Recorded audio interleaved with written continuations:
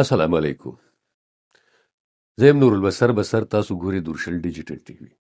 څنګه چې تاسو ته پته زموږ پروګرام امام کې موږ د تاسو نه سوالونه کوو او د هغه سوالونو جوابونه موږ تاسو نه په یوټیوب باندې غواړو. نن حضرت علي رضی الله تعالی عنہ په باره کې به موږ تاسو نه یو لس سواله کوو. لومړنی سوال، حضرت علي رضی الله تعالی عنہ کله پیدا شوی دی؟ دویم سوال، حضرت علي رضی الله تعالی عنہ کوم ځای پیدا شوی دی؟ دریم سوال، حضرت علي رضی الله تعالی عنہ د نبی علیه السلام نه په عمر کې څومره کم دی؟ څلورم سوال، حضرت علي رضی الله تعالی عنہ د هجرت نه څومره موده مخکې پیدا شوی؟